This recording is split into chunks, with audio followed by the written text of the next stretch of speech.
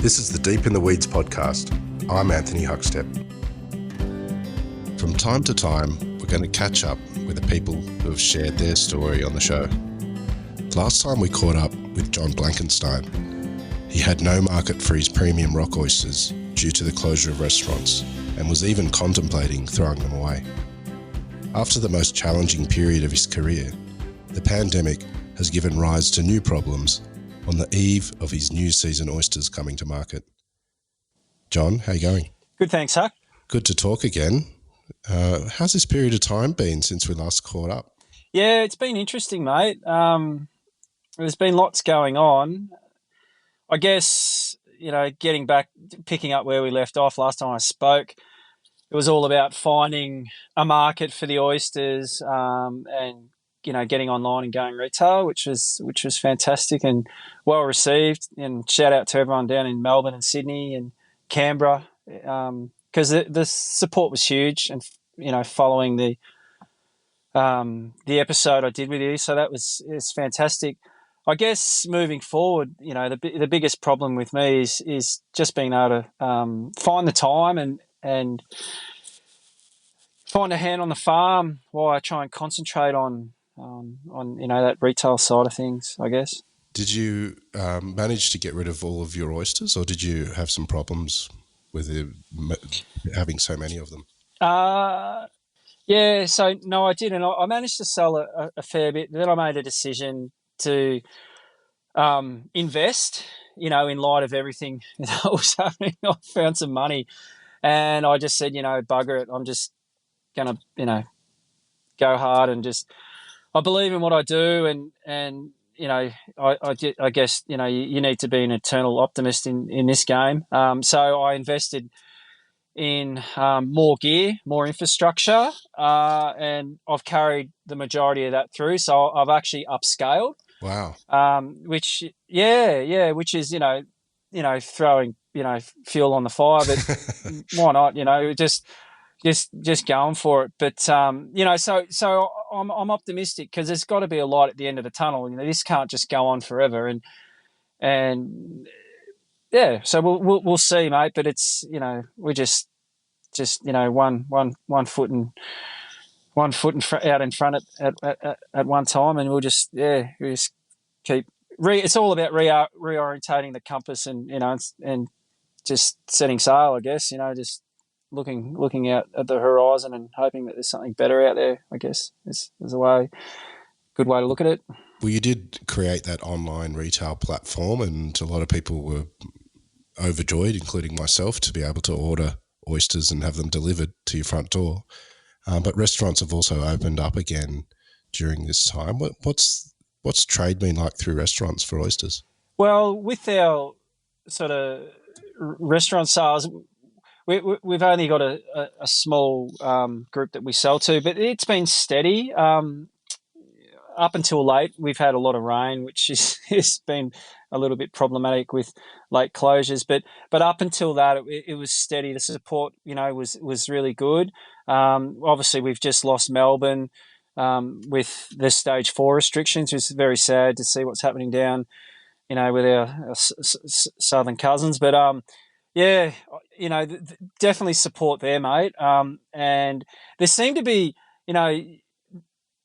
sort of sales that actually kind of spiked to a small degree. Like just the orders were more consistent, and it just seemed to be a little bit more, buzz around. So yeah, look, I think you got to maintain an optimistic outlook, but definitely support there for sure. Yeah. You mentioned earlier that you've invested in more infrastructure, and we are on the eve of sort of a new season of oysters for you to come out of the water.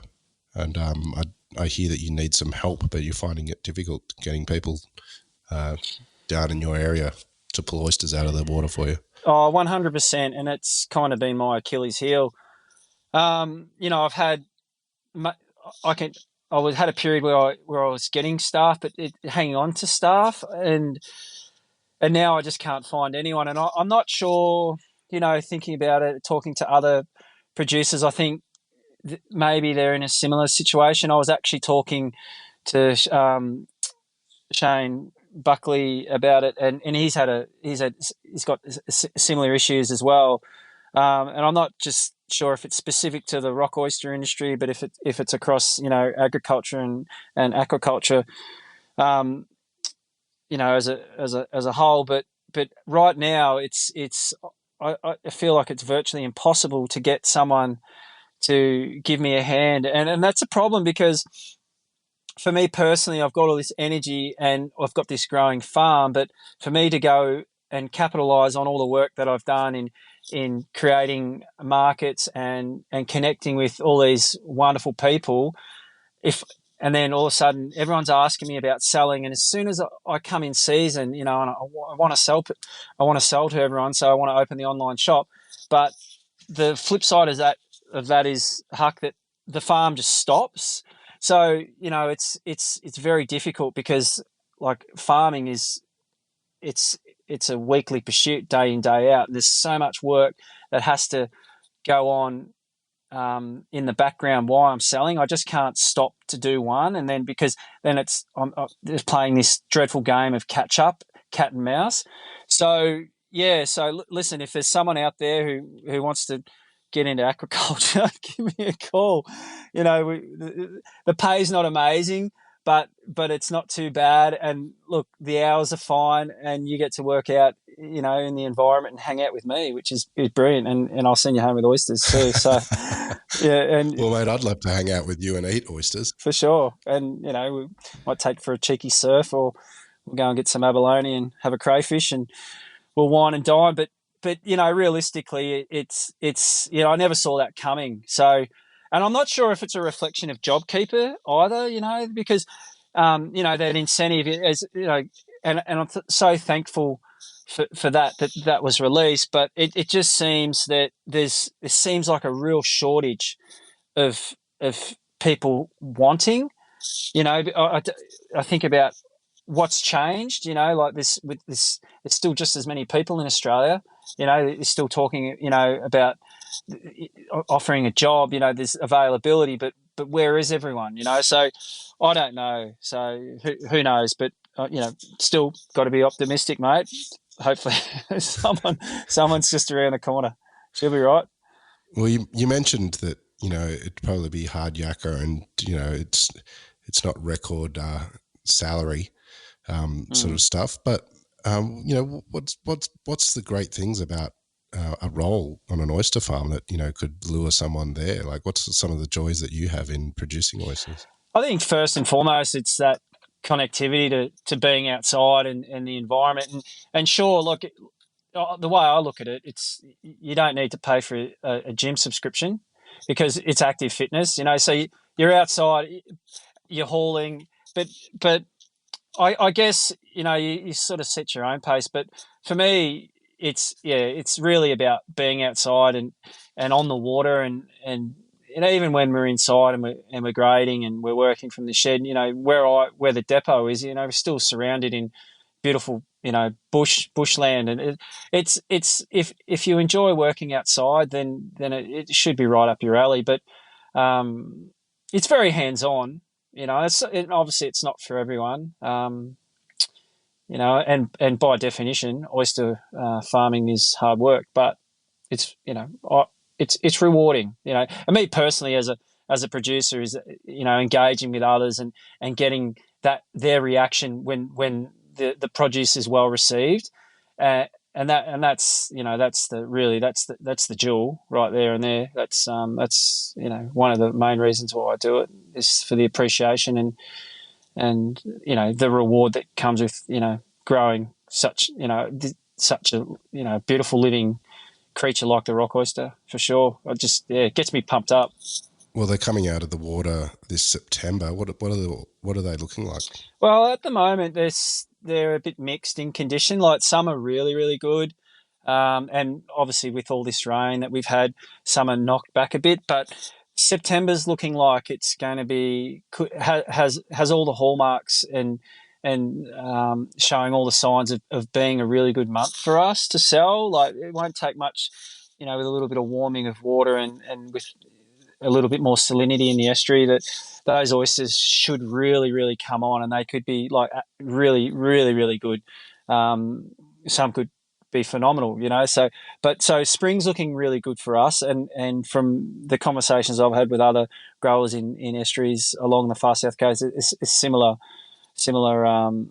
observation. So yeah, there's a lot of food, and it's great to see that we're getting this weather pattern and getting the rain and the flushing of our estuaries, because it's very much an important part of the environment is to have our estuaries flowing and having that movement of water. So it just triggers a whole lot of good things. So things are looking up. Yeah, and the oysters are pretty hardy. So onwards and upwards, I think, mate.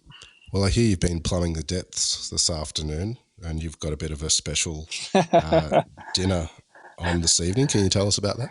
Yeah, well, one of the great things about being a producer is that you get to reach out and connect with people that you may not have normally crossed paths with in your life, and yourself and Robbie Locke are individuals that fall into that category, but also chefs. And I'm fortunate enough to have Jesse McTavish staying with me at the moment, and just snuck down here for a few days of R&R. So I've been showing him the very best of the far south coast, and we went and had a paddle today and caught a few waves. It was a really, really good day, super fun waves. And then, Jess being Jess, sort of was talking about what we're going to eat and what's on the menu. So lo and behold, I've got the wetsuit back on and found a cozy little corner and went and inspected the old cray hole, and sure enough, it was loaded. So I've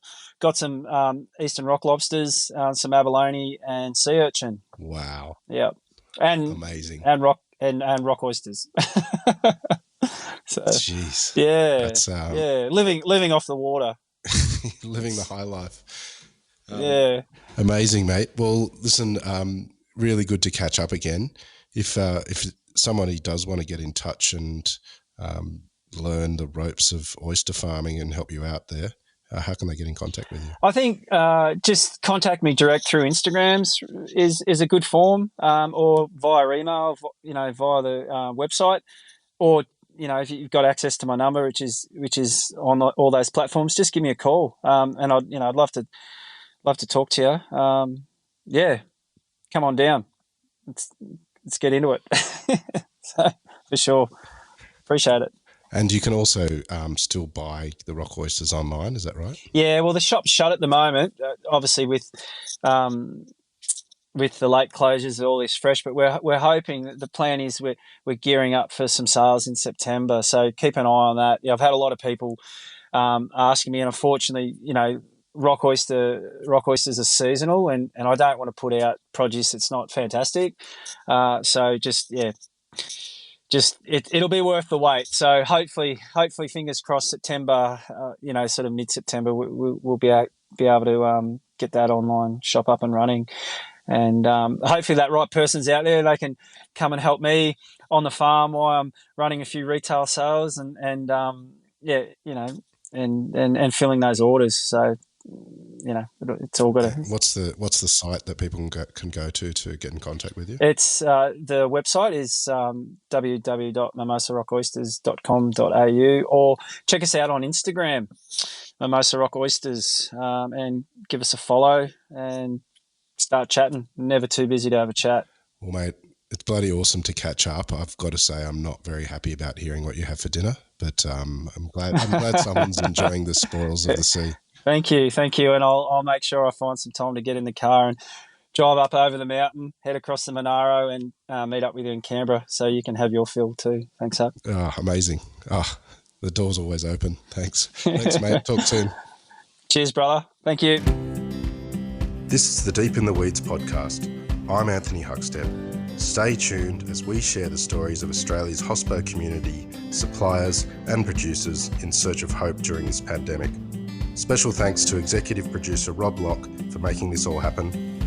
Follow us on Instagram at Deep in the Weeds Podcast, or email us at podcast@deepintheweeds.com.au. Stay safe and be well.